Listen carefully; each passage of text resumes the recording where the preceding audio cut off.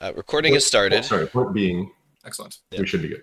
awesome. Nice. Nice. Yeah, so when it comes to implementation with sound design, me and Ryan both have a bit of experience with it simply because we've mainly worked in Unity before, and Unity's sound engine is completely terrible. It is the worst thing I've ever touched.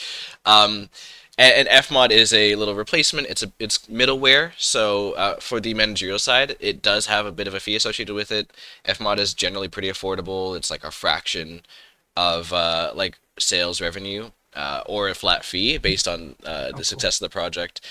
It's generally really affordable. They're probably the most affordable when it comes to sound engines. The other alternative would be WWise, which is a lot more AAA oriented and has a heftier price tag to go with it. And our third option would just be using Unreal's base audio engine, which is really it's a lot more complex to work with, and it's not as effective, but it is free. So, well, free with Unreal if you're paying the Unreal license. I Uh, don't mind paying for FMOD.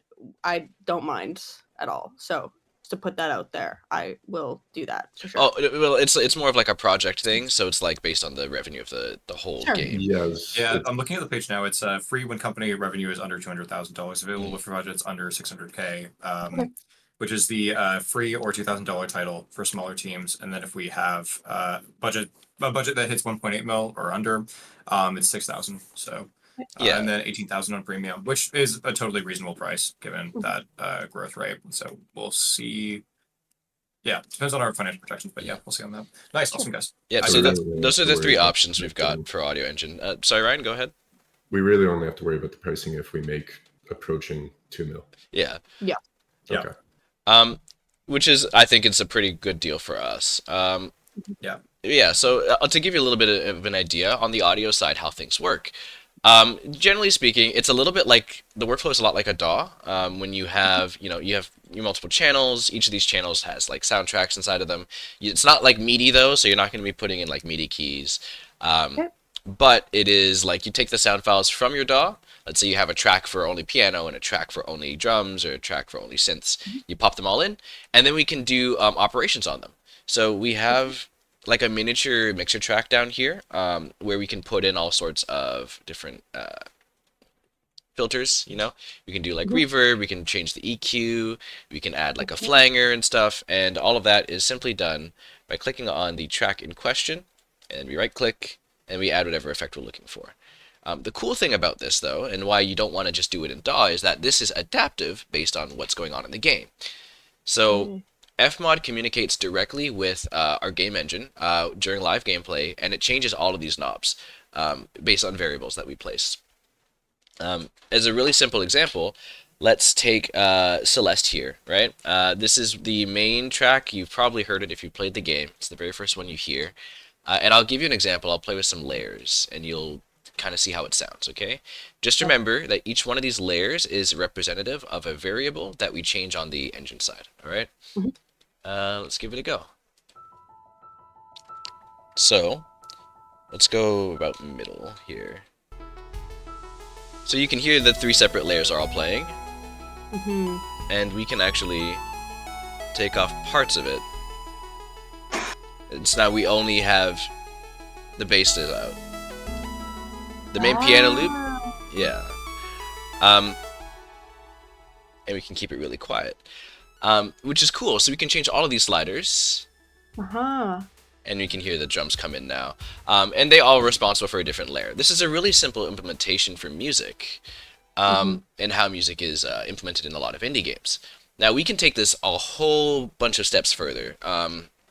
We can go as far as to like swap between tracks whenever a certain variable is pressed, or we can do a stinger every once in a while. Say a boss does a big attack, or like one of the monsters comes and runs, and we'll have a stinger play on top of the track, as an example, increasing the reverb if we're inside of a super enclosed space. Or maybe having a flanger if it's like a robotic enemy. There's a lot of different ways to really go about changing this and making it adaptive, right? Is the key thing is that it's adaptive. Um, It's got a big portion to do with the spatial audio as well. Yes, there is spatial audio settings. Now, Celeste isn't really a 3D game, so it doesn't have that. But if I wanted to, I would put it on a Doppler effect. I believe there is one here somewhere. Spatializer. Okay, cool. And you can see here. we now have an example of where the sound would be playing from. Generally speaking, you want it to be right in the middle because adding just the very fact that you add the spatializer means that it is now a sound in 3D space. So if I play a sound, I don't know if you've got left and right audio or if it streams left and right audio through Discord, but if I play this now, No. and we'll put everything up, I should be able to change. Now, I don't know if you can hear this on your end, but it changes No, the unfortunately, I ear can't. it's playing through. I can imagine what it Wait, should sound like, hold up. though. Can you do that again? I think that worked for me.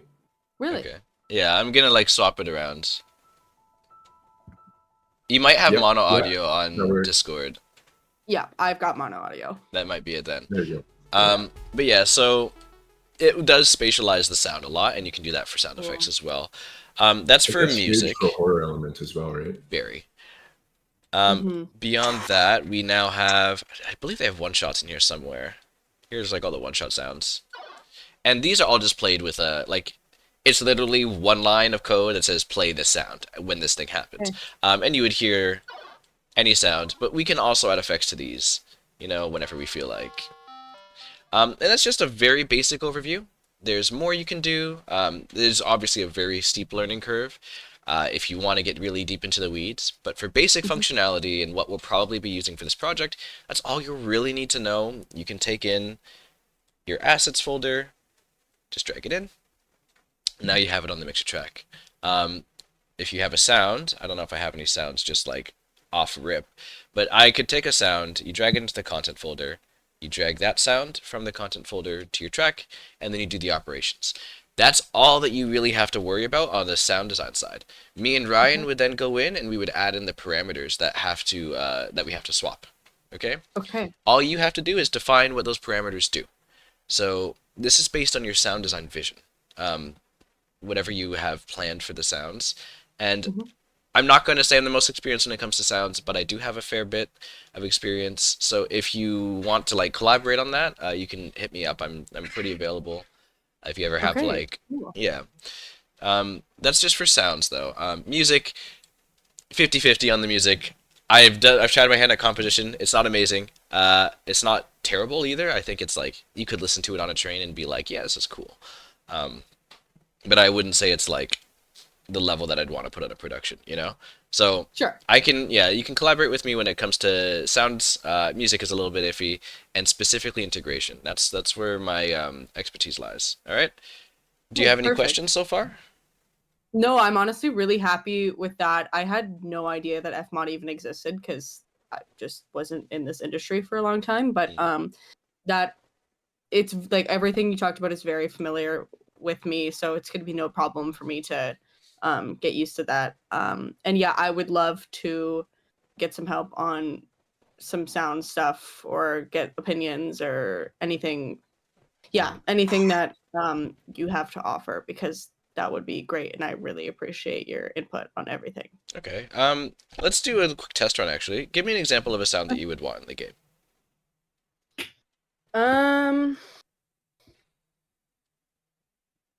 Like a little notification sound when you begin listening to dialogue from a character speak or something like that. Yeah, so kind of like a phone and radio. You know, when you like click the radio and you hear the little, you know.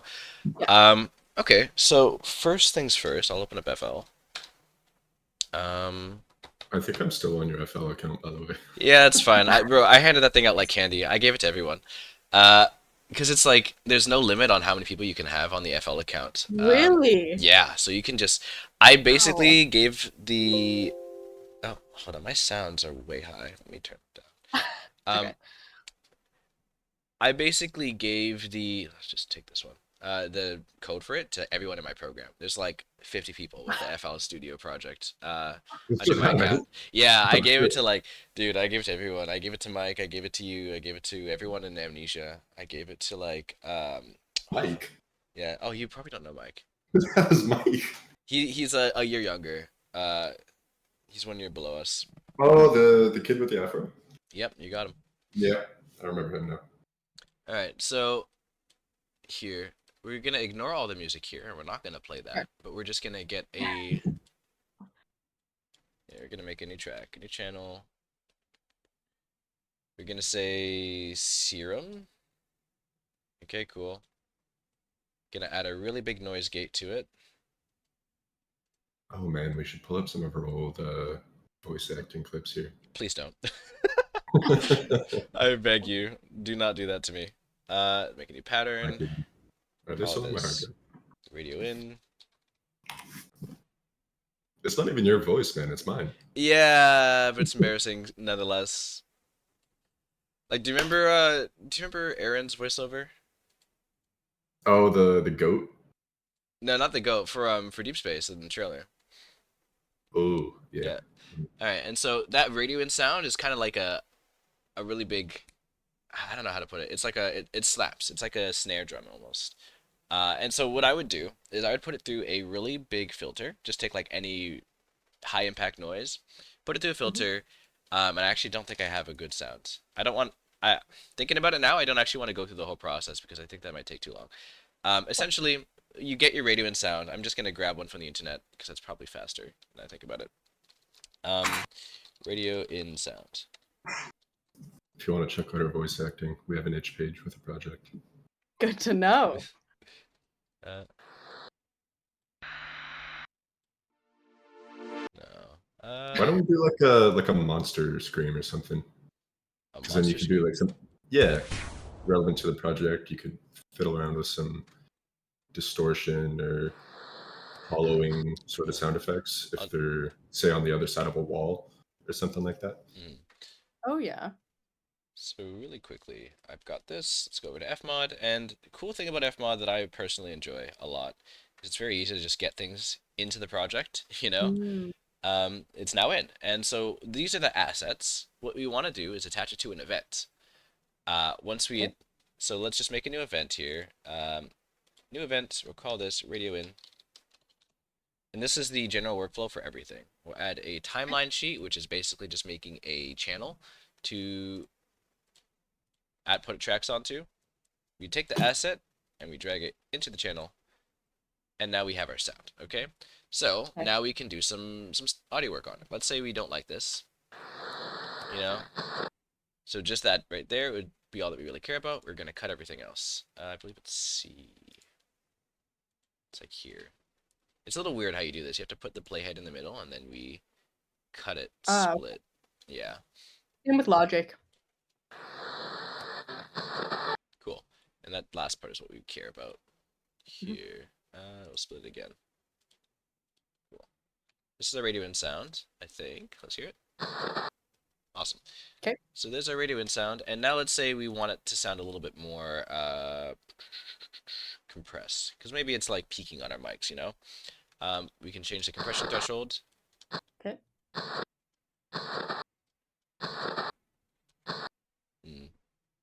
Lower? Yeah, let's say it's peaking, and like you can change stuff here. And this threshold could be, we add an automation to it, and this would automate it over time. So let's say that you, like say for music, for example, you want to change the volume based on one variable. So you can actually track multiple things to the same variable. So if we add an automation for, let's say the compression, and then we add another automation for the volume, and then we can add another automation and so on and so forth. You could go the whole 9 miles. And so we can change it so that each of these has a different behavior for the same, let's add another point here. Each of these has a different behavior for the same variable, which is cool. Like let's say I put a variable between 0 and 1, and I will make the volume state go from low to high, right? Based on the value. So between here to here is a value of 0 to 1. Okay? Okay. So like if this is done right at about 40%, this should be like this should reflect the full changes. Yeah, we'll just do that. Cool. And then we add a parameter here. We say plus add parameter sheet, new parameter, and we'll call this one test parameter. Cool. There's different kinds. The only ones you really care about are the discrete and the continuous. Everything else here is completely irrelevant. You will never touch them. Okay.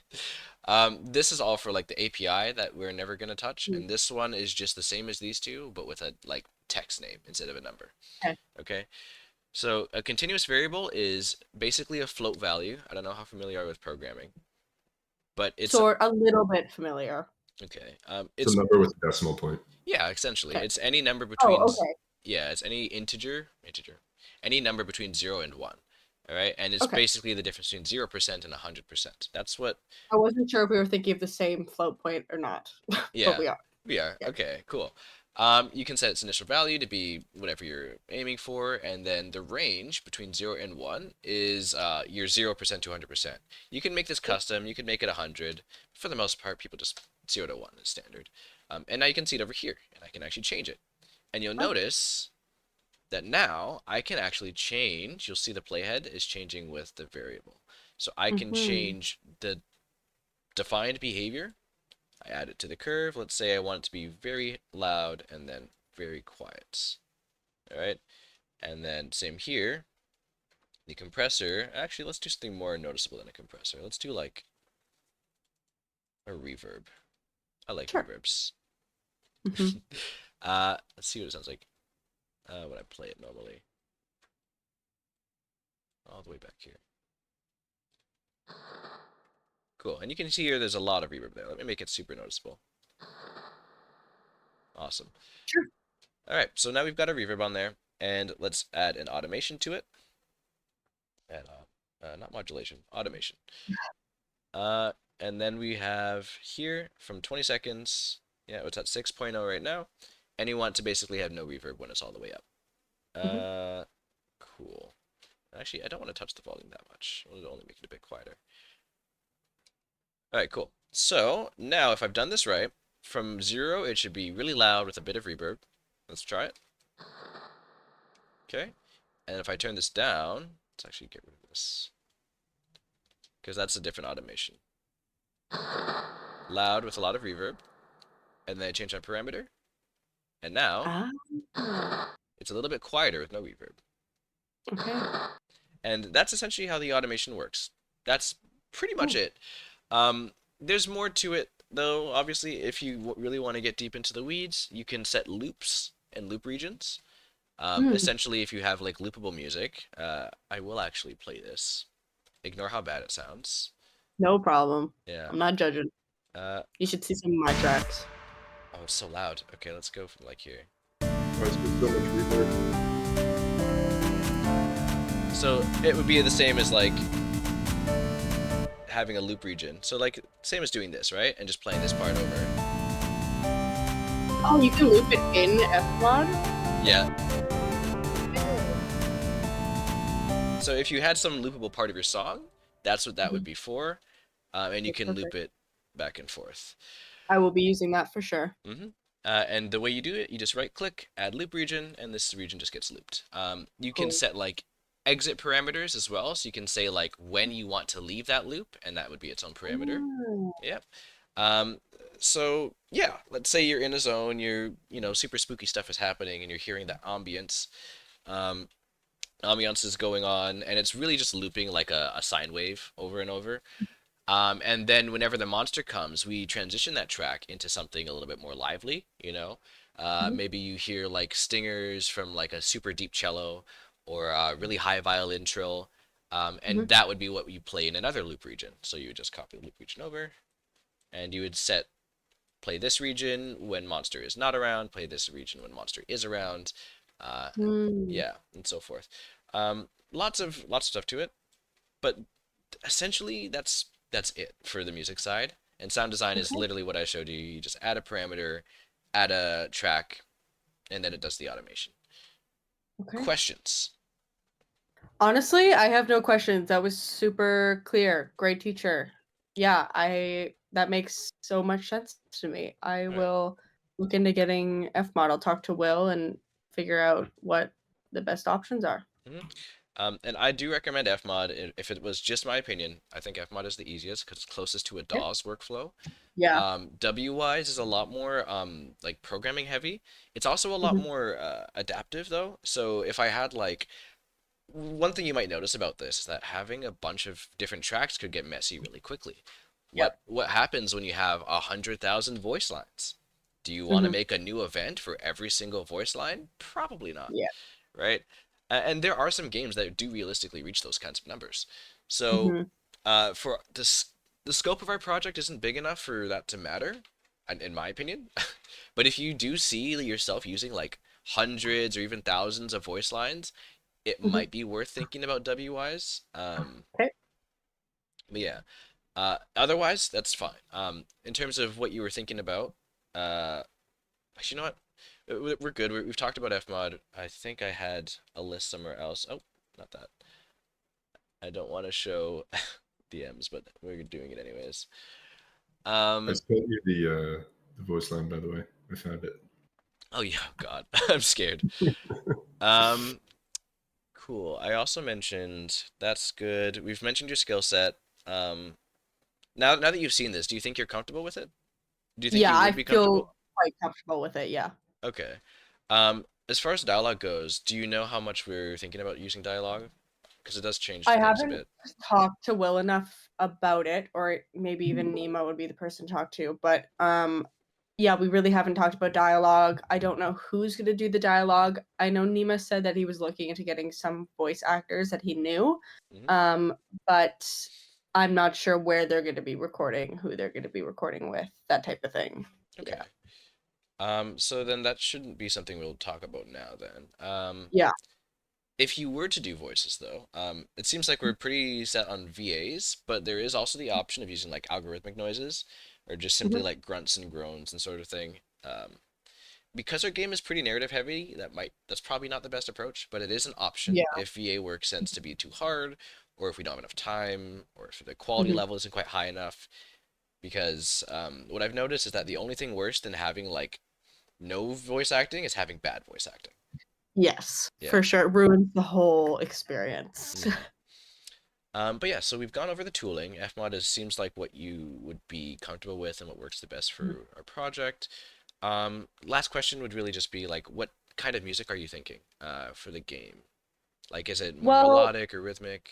Yes. Do you actually have like any inspirations that you've sort of picked up? Yeah, so there's going to be some melodic stuff. Let me find my Miro board here. I believe I have it on here as well. Oh, you do? On the Okay, stream. so yeah. Do you want me to share my screen or do you want to check it out? It's probably better if you share the screen, actually. Yeah, because then you can walk us through exactly what you're looking at. Open it Yeah, here. I'll be good then. Also, Dante, just on a side note, take a look at the polygons on these bookshelves. Sure. I am still recording, by the way, so if you stream it, I'll just have that on the recording as well. Yeah, no problem.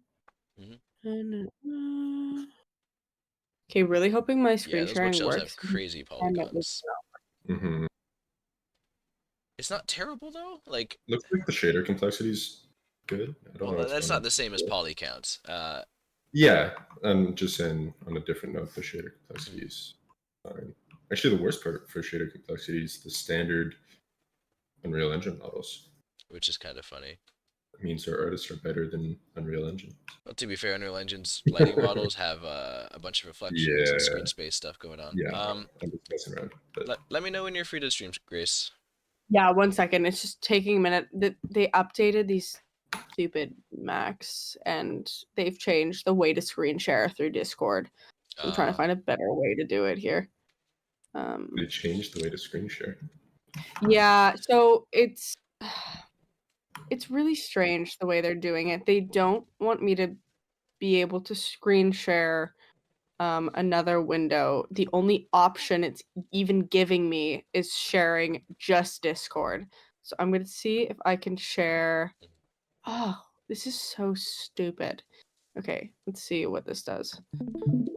Okay, what's my stream sharing now? Can you see this window here? It's my home screen. I can't. No, we only see Discord. Damn. Okay, I'll have to work on that later. But yeah, sorry, I won't be able to screen share this for some strange reason. No worries. I've got it open. We can just log into the yeah, if you go to the sound board there, and if you go, there's like a table over here. There's some themes that I wanted to incorporate within the music. I'm doing a lot of like warping, detuned sounds. Most of it's going to be kind of piano driven in a way, but with some really strange synth aspects to it to give it its own unique sound. So I'm trying to think of, yeah, a lot of the inspiration is going to be like impressionism, classical music with some contemporary experimental aspects. Lots of smooth jazz, but with some really strange parts in it. A lot of the piano is going to be in the style of just one of my favorite composers, Elijah Fox, but it's going to be, I don't know how to explain, like stranger and more dissonant than his music, but I really do like his production quality and what he does electronically with his pianos. I've chosen a very specific VST to use for the piano that will be consistent through all of the levels, which will be the intimate grand piano by Labs, which is obviously They just like an iconic. phenomenal. Yep, I've used it Yeah, so many times. yeah, it's just like perfect, and there's so many different things you can do with it. So we'll use that. I'm glad you think it's also phenomenal because I Yeah, mean it's amazing. it's great for a VVST. It's so good. Yeah, it's really good. Microtonality, I'm still wrestling with this idea for a few reasons. Mainly because if I changed, I was hoping to do like a strange tuning system that will not be um 12 notes in a scale. I was going to do 31 Edo, which is 31 notes in a scale, but the problem I'm having in my DAW is that if I change the overall tuning system, it will not affect the VST that I'm using because the VST is tuned, obviously. Yeah, I believe Labs is pretty they use like sound notes and they don't use Yeah, synthesized. It's not synthesized, so you would have yeah, to use some kind of exactly. synthesized piano. I don't know if you use FL, but Yep. there's a pretty close imitation with where can I find it? I believe it's Direct Wave, I think it's called, right? Direct Wave. Oh, I Yes. recognize that. So Direct Wave is pretty good for synthesizing piano. It's very, very good for synthesization, but it requires that you have a little bit of sound design know-how, more than I have. So, Yeah. but it's pretty good for synth. I'll check it out because I would really love to make the whole soundtrack microtonal without having to just like use one VST that isn't microtonal and the entire rest of the project is in a different um like key. So that would be a little strange to do, but I was thinking of maybe just if that was a problem, just doing some weird stuff electronically with effects on it to make it detuned rather than like making the actual, I don't know how to describe it, but like making the actual instrument detuned. So I'm still experimenting with that. But I'll have a good idea of what I can do, and I will be checking out that Yeah, that you just mentioned because it's that really might good. be a big help. Yeah. Worst case scenario, you can put a flanger on the mixer track and be very Mhm. specific about how you tune the flanger, and that will get you the same amount of detuning, but it will have a degree of randomization. Um, Yeah. which is probably not exactly what you're looking for, but it is an indie game. I would say don't stress it too much if you can't get exactly what you're looking for. Okay. Um, so yeah, Just a that's little more good. on the tuning here. Correct me if I'm wrong here, but things being a little off key and not sounding quite perfect actually creates that creepy effect, no? But Yeah, that would be really cool. it's something that you'd want to do with intentionality though. Hmm. Mhm. I do think that being intentional with how you detune things is a little different with music. Um, unintentional sound like detuning is something that you would expect from like it's a subconscious thing, but something you would expect from like machines. Funny Yeah. enough, when it comes to like artistic expression or some kind of like organic thing, you tend to actually want it to sound a lot more like intentional. So Mhm. like if you hear, for example, if you hear like five notes and those five notes play slightly off key, like do do do do, for example, you would want it to sound the same every single time if you're representing something more organic Yeah. and more like scary. And then with computers, you ever hear like the GLaDOS like voice?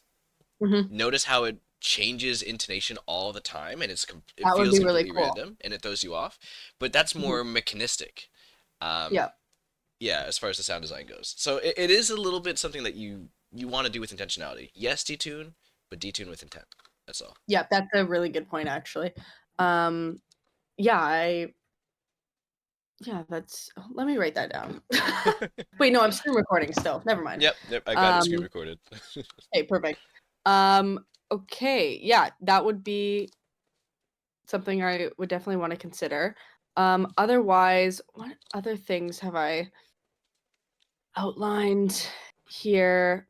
I just did some like random game reviews in terms of their sound design and things that I wanted to take from their games. But that's all subjective. Like that can be totally interpreted person to person. Someone might like a soundtrack that I don't like at all. So, Mhm. um, yeah, that's totally subjective. Otherwise, I'm trying to think of other things that I was considering. I don't know why I'm going blank right now. Probably because it's Saturday, but It's because I yapped a lot. um, Don't worry about it. Take your time. yeah, that's really I think all I have to say today in terms of ideas for sound, if that makes sense. Yeah, I get it. I know that you're probably short on time, and I don't want to waste too much time. So the only last thing I want to say is, do you plan on foleying the sounds, or do you want to grab them from the internet? So there were some sounds that I did fully for. I wasn't happy with it because obviously that leans more into like the sound engineering part of it and making sure those are quality recordings. I have some Foley that I did for the previous one, and then some were synthesized, and then like one of them was like a royalty free something that I chopped up, made sound unrecognizable. Which is like really was the only option for that sound. I can't remember which one it was, but like one thing I was really not happy with in the last version, which I just didn't have enough time to fix at the time, was the monster.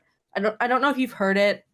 It was the monster noise in the previous demo of Liminal. It was the game we were working on previously that we've put on hold for now, and I was really not happy with the monster sound, and it was all Foley. It was like a weird conglomeration of like my cat purring and then like a dinosaur. It was like cool, but I didn't have enough time to work on it, and it could have been absolutely killer if I had like a week more, which was my fault. Like I had a crazy semester. But the idea was there, the execution was not there.